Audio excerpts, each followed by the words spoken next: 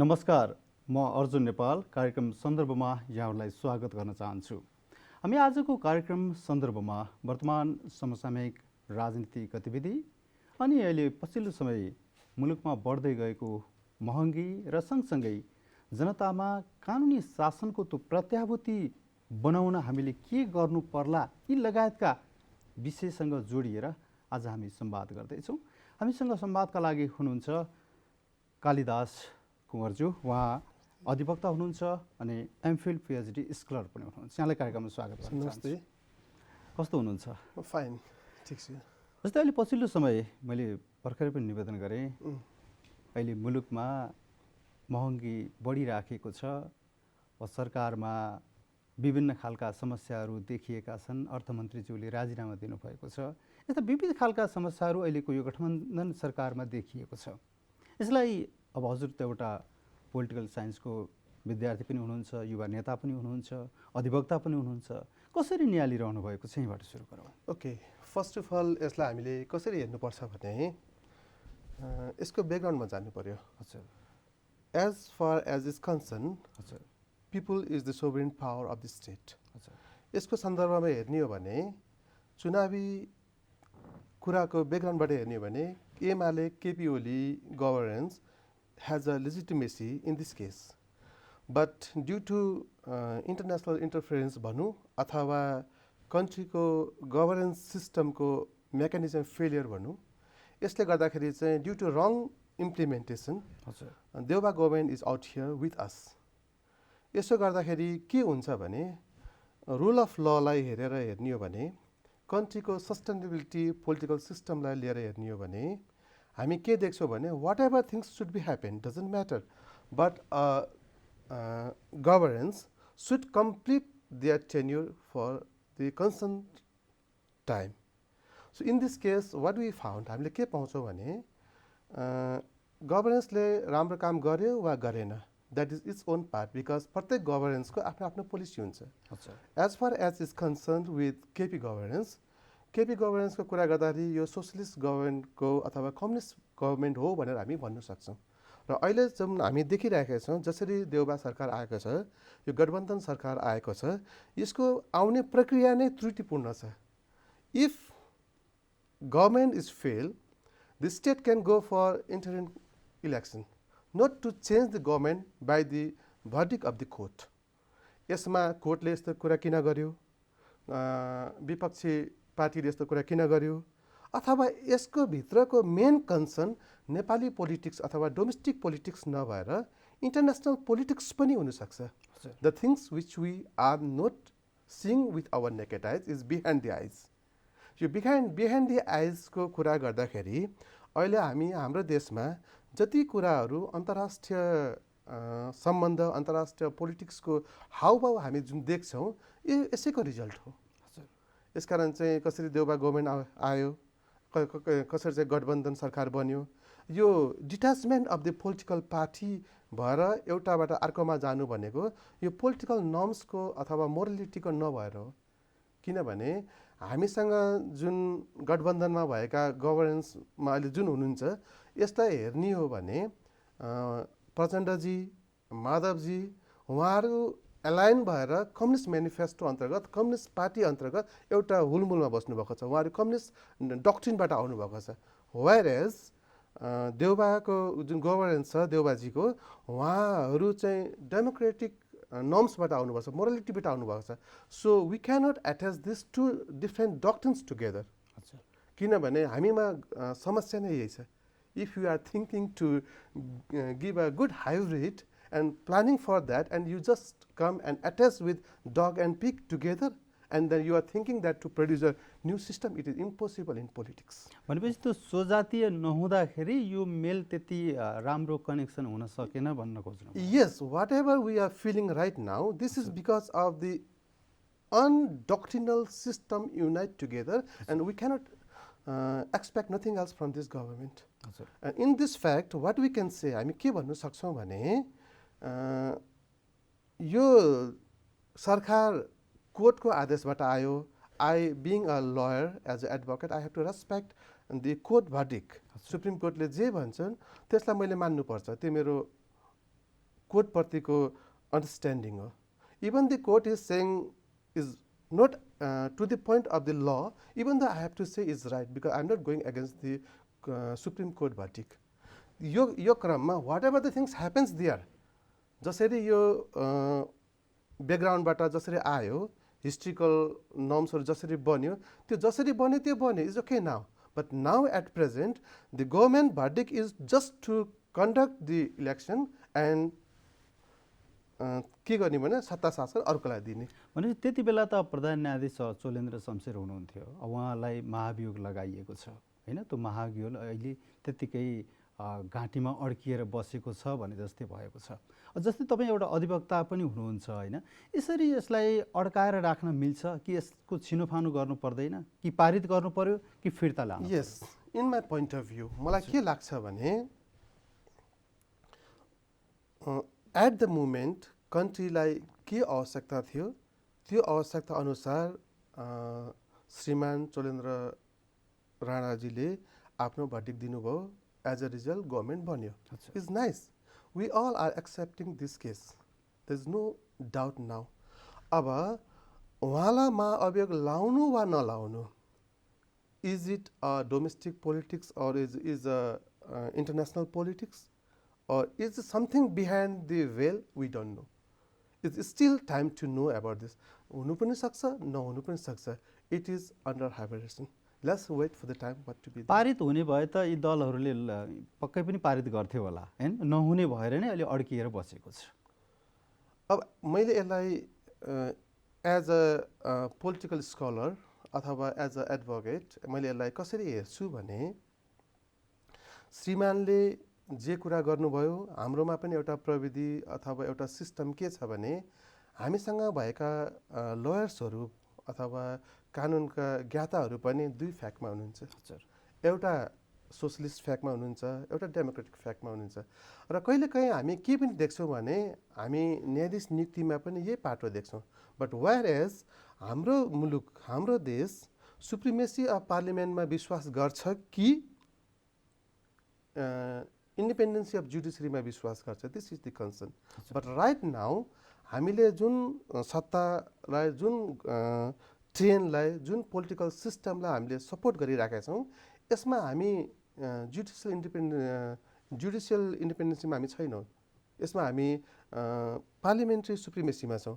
So it's a parliament work now, it's not our work. भनेपछि अब यो देशका जनताले एउटा विश्वास गर्ने भनेको त न्याय पाउने भनेको सर्वोच्च अदालत होइन, एउटा अर्को अख्तियार छ होइन, अख्तियार दुरुपयोग अनुसन्धान आयोग. अब यी दुईवटा पक्ष नै एउटा मैले कहाँ त्यो टेलिश्रृङ्खला एकपटक हेरेको थिएँ र त्यहाँ नाम के थियो भन्दा त्यो भ्रष्टाचार निवारण युक्त चूर्ण बनाइएको थियो, त्यो चूर्णमा नै भ्रष्टाचार भयो भनेपछि अब कहाँ जाने? अब यो के हो भने एज अ रुल अफ लमा आएर हामीले जब हेर्छौँ भने यसलाई हामीले के देख्छौँ भने एउटा हामीसँग सेट सिस्टम छ. हामी वैधानिक सनातन धर्मबाट आएको सोसाइटी हो, हामीसँग सेट सिस्टम छ.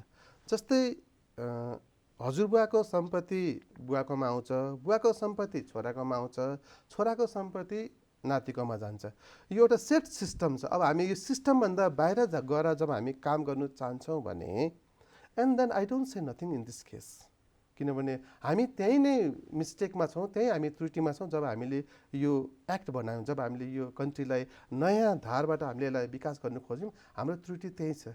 But I don't mean that let's go back to the same scenario, but we can refine from this point now to sustain the country in a nice way, in a moral way. म अलिकति मोरलिटीमा विश्वास गर्छु rather than the other norms. म के भन्दिनँ भने अब हामीसँग देशमा सबै कुरालाई डिटरमाइन गर्नुको लागि उहाँहरूले पार्लिमेन्टलाई छोडिदिनु भयो. पार्लिमेन्टमा को जाँदै हुनुहुन्छ भने are they are highly qualified people over there to make a law for us? No. त्यो त्यहाँ पुग्ने जुन हाम्रा रिप्रेजेन्टेटिभ हुनुहुन्छ, डेमोक्रेटिक प्याटर्नबाट रिप्रेजेन्टेटिभ जोहरू हुनुहुन्छ, उहाँहरूलाई यसको बारेमा ज्ञान छैन त म भन्नु सक्दिनँ. फेरि मैले यो भन्यो भने विवादमा परिन्छ. तर what we need the expertism in that case. We are lacking here because we don't have expertism in that case. भनेपछि राइट म्यान राइट प्लेस भएन. राइट म्यान राइट प्लेस भएन नै भन्नुपर्छ। त्यही भएर हामी यस्तो दुर्घटनामा परिरहेका छौँ। हजुर, जस्तै अहिले सरकारको पछिल्लो गतिविधि हेर्दा नि अब हिजो मात्रै पनि अब संसदमा विवाद त्यहाँ उत्पन्न भएको छ, विभिन्न खालका विरोधहरू आएका छन्। अहिले 84 करोड बराबरको हतियार किन्न अहिले सरकार तयार भएको छ, त्यसको लागि अर्थ विनियोजन गरेको छ होइन, पैसा छुट्याएको छ। अब यसमा विवाद भयो किनभने अहिलेको यो अवस्था छ देशमा, उता मूल्य वृद्धि छ, खाद्यान्न अभाव छ, पेट्रोलियम पदार्थको मूल्य वृद्धि भइराखेको छ, हरेक कुरामा वृद्धि भइराखेको छ। यो समयमा हतियार किन चाहियो अहिले राष्ट्रलाई? This is something different than domestic politics.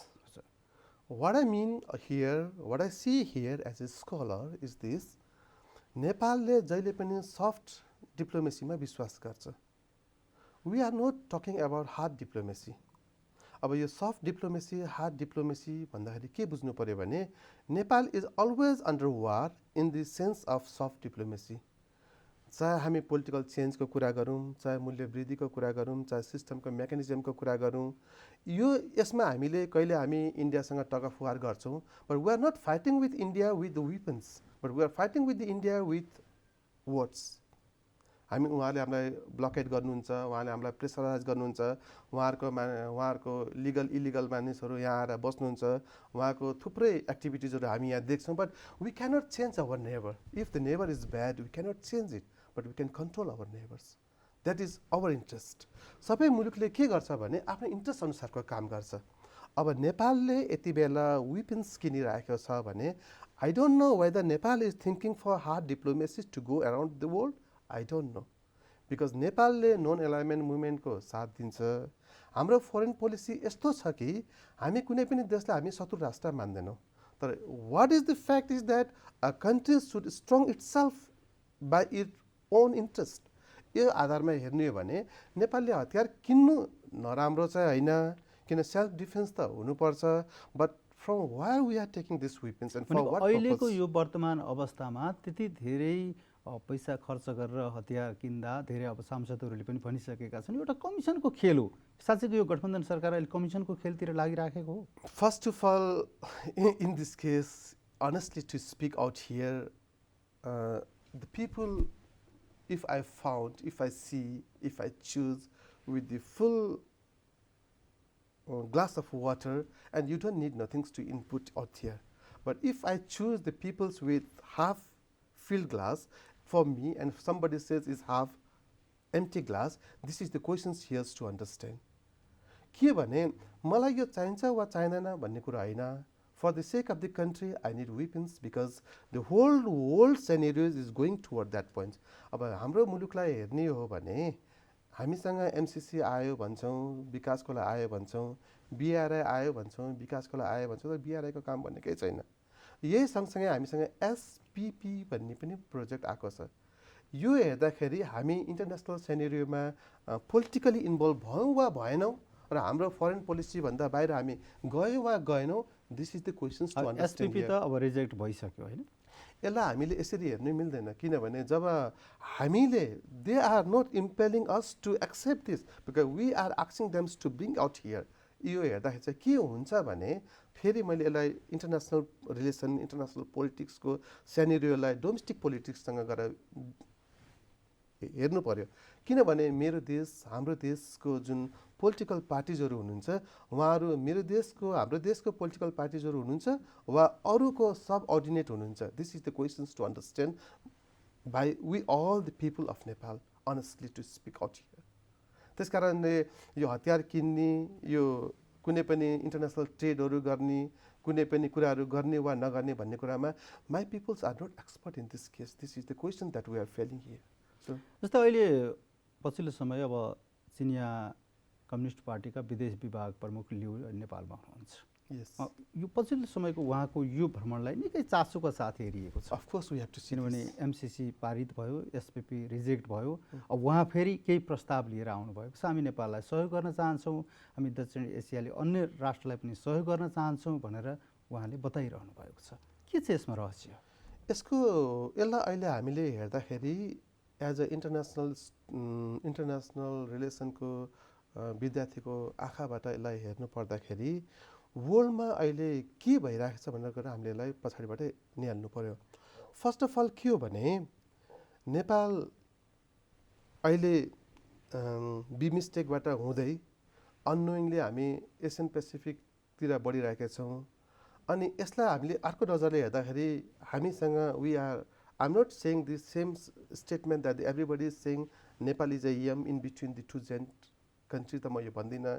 देश सानो ठुलोले केही आकार प्रकारले केही समस्या गर्दैन। त्यो देशमा शासन सत्ता सम्हाल्ने बागडोर सम्हाल्ने दक्ष व्यक्तित्वहरूमा कस्तो इन्साइटफुल छ त्यसले डिटरमाइन गर्छ। यो भौगोलिक कुराको सानो ठुलो होइन। यसलाई हामीले हेर्दाखेरि कसरी हेर्नुपर्छ भने वर्ल्ड इकोनोमिकल ट्रेन्ड्सहरू चाहिँ डेभलप भएर अब चाइना र इन्डिया राइजिङ इकोनोमिक पावरमा चेन्ज हुँदैछ भने युरोप र फार वेस्ट युएस अथवा क्यानाडियन त्यो ब्लकहरू चाहिँ इकोनोमिक पावरमा विक हुँदैछ। अर्को सेन्समा हामीले हेर्ने हो भने युक्रेनको वारको फिडब्याक अब नेपालमा हेर्न सक्छौँ। यसलाई हामीले एउटा कसरी पनि यसलाई एनालाइसिस गर्नुपर्छ भने क्युबाको मिसाइल जुन क्राइसिस छ त्यो क्युबाको मिसाइल क्राइसिस हुँदै गर्दाखेरि यतापट्टि 1962मा चाइना र इन्डियाको वार भएको थियो। त्यो के भने त्यताको वारलाई एन्ड हुने लागेको बेलामा वर्ल्डको अहिलेको जस्तो सेनेरो न्युक्लियर प्रोलिफरेसनको कुराहरू उठिरहेको बेलामा केही डिस्ट्रोय हुन्छ भनेको बेलामा यतापट्टि वार स्टार्ट भएको थियो। Now we can see in this ways in my point of view that now Ukraine war is suppose to be somewhere to be settled, and in this case we are coming to the China because the whole world want to cover the Chinese power because they want to lay down the Chinese power out here, and might be the international political scenario is here to focus to the Nepal, and in fact जसले गर्दा चाहिँ नेपालमा international पावरहरू केन्द्रित भएर हामीले चाहिँ चाइनालाई beet गर्छौँ कि भन्नु सक्ने उहाँहरूको अनुमान हुनसक्छ। र अहिलेको यो चाइनाको जुन चाहिँ उच्च पदाधिकारी जुन हामीसँग आउनुभएको छ उहाँको पनि पोइन्ट अफ भ्यू के हो भने नेपालले के साँच्चै वेस्टर्न एलायन्ससँग सहकार्य गरेर अनि चाइनालाई हामी ह्याम्पर गर्छौँ त अथवा आफ्नो टेरिटोरीलाई कन्ट्रोलमा राख्नुको लागि उहाँ हामीसँग चाहिँ in my point of view कूटनीतिक सम्बन्धलाई अझ मजबुत गर्नु आउनुभएको कि जस्तो लाग्छ। भनेपछि त्यो एमसिसी पारित भइसकेपछि एसपिपीको कुरा उठिसकेपछि अलिकति त्रसित जस्तो भएर उहाँ आउनुभएको हो। हामीले इन्टरनेसनल रिलेसनमा इन्टरनेसनल पोलिटिक्समा यहाँ त्रसित अफ्रेड भन्ने शब्द त हामीसँग खासै हुँदैन नै। हामी यसमा के भन्छौँ भने स्ट्राटेजिकली पोइन्ट अफ स्ट्यान्ड भएर कुरा गर्ने हो। यहाँ डराउनु पर्ने कोहीसँग पनि छैन because China itself is a powerful country, even America is also a powerful country. अब यसमा एलाइनहरू हुन्छ, जबकि यहाँ के छ भने आइडियोलोजिकल डिस्प्युट पहिला हुन्थ्यो जब युएसएसआर र अमेरिकाको बिचमा हुँदाखेरि आइडियोलोजिकल डिस्प्युट थियो। त्यसमा कसले चाहिँ सोभियत ब्लकलाई स्ट्रङ गर्ने र कसले डेमोक्रेटिक ब्लकलाई स्ट्रङ गर्ने भन्ने थियो। अहिले चाहिँ यो पोलिटिकल जुन आइडियोलोजी सँगसँगै इकोनोमिकलाई पनि अब हेरेर कुन चाहिँ भेगलाई इकोनोमिकली अपडेट गर्ने भन्ने कुरा हो। किनभने वर्ल्डमा अहिले चाइना इकोनोमिक पावरमा गेन भइराखेको बेलामा वर्ल्डमा चाइनाले आफ्नो स्ट्राटेजिक पोलिसी अन्तर्गत चाहिँ विभिन्न देशमा आफ्नो स्ट्राटेजी इम्प्लिमेन्ट गरिराखेको बेलामा सायद Nepal can be strategic point to stop them भनेर वेस्टर्न फिलोसफी पोइन्ट अफ भ्यूमा हामीले यसरी हेऱ्यौँ होला। तर उहाँले यहाँ हामीलाई आउँदाखेरि चाहिँ मैले अघि नै भने छिमेकी फेर्नु सकिँदैन, तर हामी छिमेकीलाई सहकार्य गर्न सक्छौँ। So whereas US is very far away from us but when we need in fact they take time to come to us but China is very near to us, they can help us in this point of view we have to see it like this. किनभने बदमासै भयो भने पनि छिमेकी नै पहिला काम लाग्छ, अति असल भयो भने पनि दूरको त समय लागिहाल्छ नि आउनुको लागि। यसलाई हामीले कस्तो आँखाले हेर्ने, यसलाई हामीले पोलिटिकली आँखाले हेर्ने कि यसलाई पिपल्स टु पिपलको आँखाले हेर्ने कि यसलाई चाहिँ कसरी हेर्ने भन्ने कुरो हाम्रो पर्सपेक्टिभ आफ्नो आफ्नो हुनसक्छ। भनेपछि अब हजुर त अब अधिवक्ता पनि हुनुहुन्छ, कानुनको निकै नै ज्ञाता पनि हुनुहुन्छ। जस्तै अहिले जनतामा यो कानुनको शासन भएको अनुभव जस्तै नेपाली जनतामा हामीले कहिले देख्न पाउँछौँ होला? This is very interesting questions out here. You know rule of ललाई हामीले हेर्दाखेरि अब हामीसँग रुल अफ ल छ वा छैन भन्दाखेरि इन्डिभिजुअल पर्सपेक्टिभबाट हेर्ने कि कम्युनिटी पर्सपेक्टिभबाट हेर्ने कि कन्ट्रीको पर्सपेक्टिभबाट हेर्ने कि अब हाम्रो देशमा भएको पोलिटिकल पार्टिजहरूको लेन्सबाट हेर्ने कि हामीले कहाँबाट हेर्ने रुल अफ ल? किनभने हामी नेपाली जुन छौँ हाम्रो एउटा छुट्टै संस्कार छ जो हामी ढुङ्गालाई पूजा गर्छौँ, महिलालाई पूजा गर्छौँ भन्दाखेरि उहाँलाई हामीले हाम्रो ढोग्छौँ, निश्चित तिथि मितिहरू छ हामीसँग, त्यसमा हामीले उनीहरूलाई राम्रो आफ्नो कल्चरअनुसार चाहिँ हामीले महिलाहरूलाई सम्मान गर्छौँ। अनि यसरी नै जेन्ट्सहरूको पनि आफ्नै एउटा परम्परा छ। यो सोसाइटीभित्र डेभलप भएको पोलिटिकल नर्म्सलाई हेर्नु पर्यो अब हामी। र यो पोलिटिकल नर्म्सको विकास हुँदै गर्दाखेरि हाम्रो मुलुकमा दुईवटा पोलिटिकल नर्म्सको विकास भएको देखिन्छ। एउटा कम्युनिस्ट फिलोसफीबाट आएको छ, एउटा डेमोक्रेटिक फिलोसफीबाट आएको छ। तर समस्या कहाँनिर छ भने हामीसँग यो दुईटै फिलोसफी चाहिँ हाम्रो मुलुकभित्र आफै उम्रिएको छैन। यसको सिडलिङ बाहिर भएको छ अनि त्यो रुटिङ पनि बाहिर भएको छ र नेपालमा आएर यसको ब्रान्चिङ भएको छ र यसले ओभरल्याप गरेको छ। So how I can expect that my country can have its original thought or I can be guided by the outsider or the other philosophical thought. मेरो भन्नु खोजेको म डेमोक्रेटिक हुन्छु अथवा म चाहिँ सोसलिस्ट हुन्छु भन्ने कुरा त मैले कसरी चाहिँ अनुमान लगाउन सक्छु र, किनभने मेरो रुटिङै बाहिर छ। जब मेरो हाँगा मात्रै यहाँ आएको छ, मेरो जरा नै बाहिर छ भने त मलाई बाहिरले नै डिक्टेट गर्छ नि त। त्यसै मेरो कन्ट्री त त्यति बेला नै हाइजेकमा परेको थियो नि। So I am not saying that was bad, but change is always necessary in the time often. अहिले पनि हामीलाई चेन्जको आवश्यकता छ। द चेन्ज कहाँबाट छ भन्ने कुरा हो। Is the change from inner soul of my heart or is been implemented from the outside? This is the issues with us right now. हस्, यहाँलाई धेरै धेरै आभार व्यक्त गर्न चाहन्छु। आदरणीय दर्शक पनि हामी आजको कार्यक्रम सन्दर्भमा समसामयिक राजनीतिक गतिविधि लगायतका विषयसँग जोडिएर हामीले संवाद गऱ्यौँ। आजको कार्यक्रम सन्दर्भबाट म पनि बिदा चाहन्छु। नमस्कार।